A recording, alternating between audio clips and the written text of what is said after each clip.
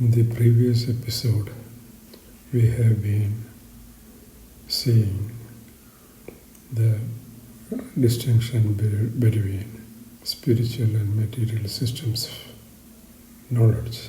The spiritual system is divinely designed to hold the material system.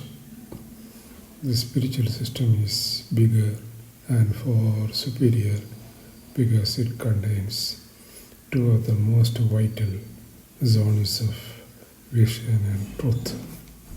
In the material system, the free will of the physical faculties is the driving force. It functions on its own will.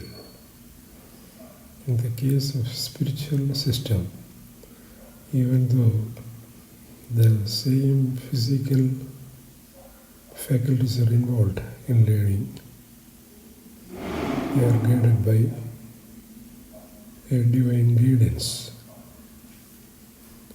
Moreover, the truth embedded in the spiritual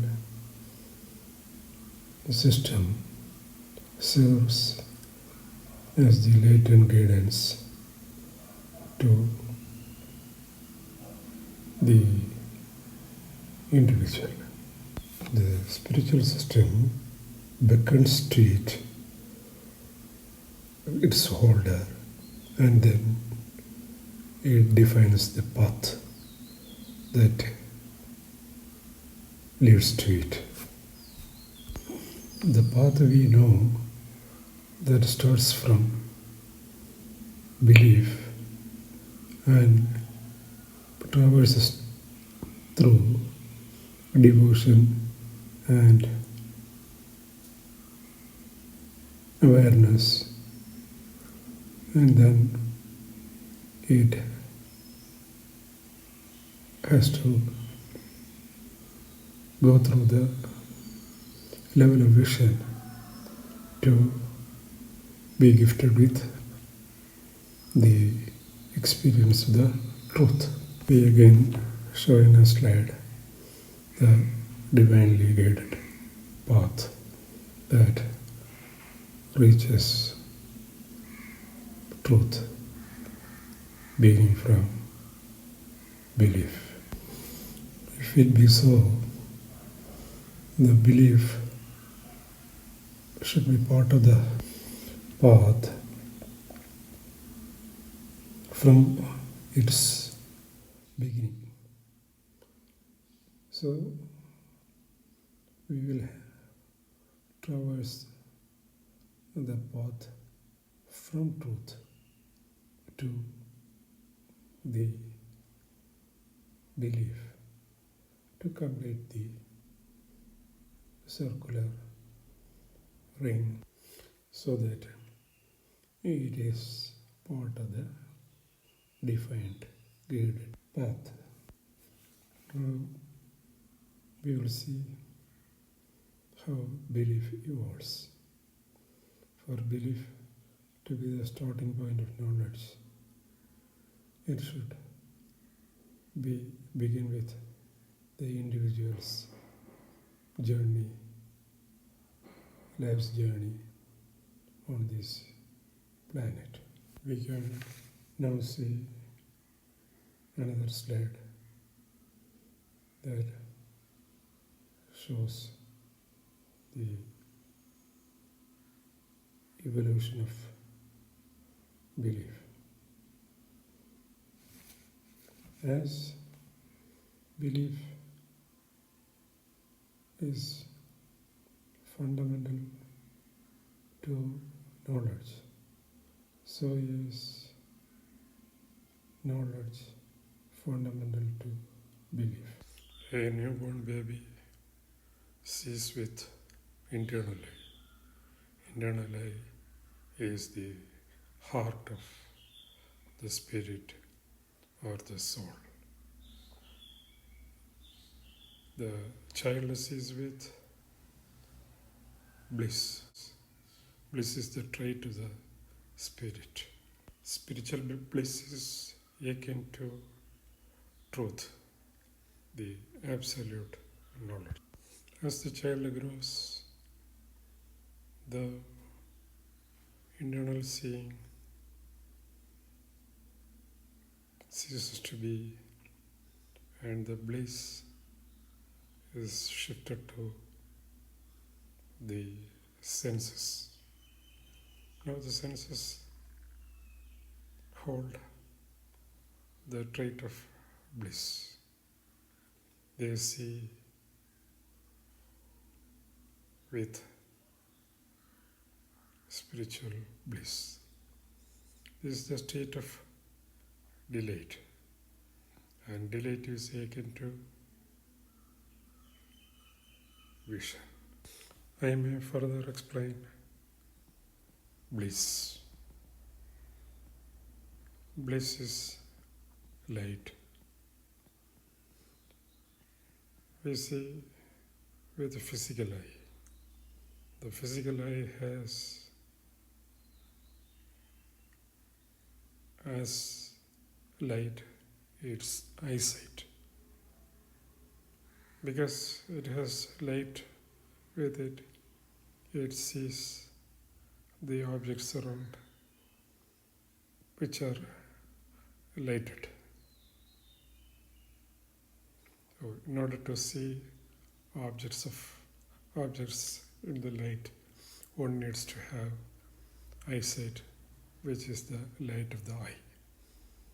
Bliss is the light of the soul.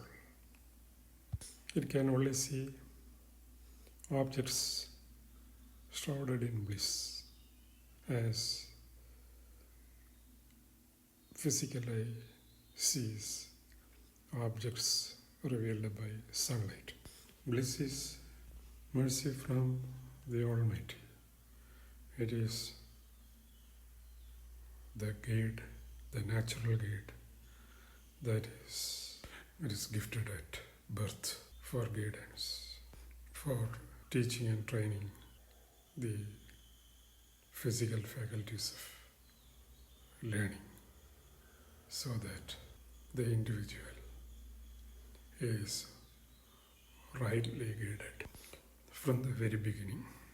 Down below, the zone of vision is the physical zone of awareness, which belongs to the faculty of intellect.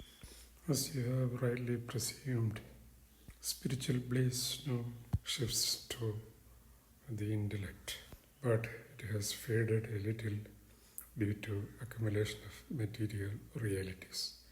Now it is a transitional state because the spiritual state is already over, and we are now in the material state. Here also, bliss is employed to teach. When we say bliss, it means spiritual bliss. So when bliss shifts from one faculty to the other, what happens is that the spirit or soul is shifting its focus from one faculty to the other faculty of learning. As bliss enters intellect, a surprisingly pure form of intelligence sprouts in the boy or in the girl. This intelligence devoid of corruption is awareness. As teenage sets in, the nervous shifts its focus onto the mind. You may please note that I have used the term nafs for the first time to denote soul or spirit. It is the Arabic term for soul or spirit. Now the mind is shrouded in spiritual bliss. It is the spiritual love for the world. Spiritual love is always subjective because of its connection with the Almighty. This is the period of romance or intense love, which is called a devotion.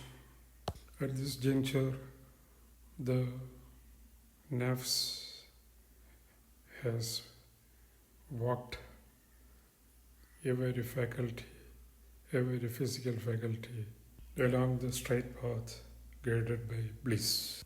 The spiritual bliss has fulfilled its mission.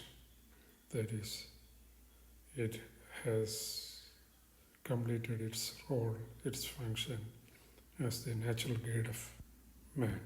Bliss now retreats to its natural abode, that is the heart of the soul or nafs. I take this opportunity to ask you a question. Why is that there is such celebration midway along teenage? We will now examine the state of the individual. He is now free, his guide is no more with him.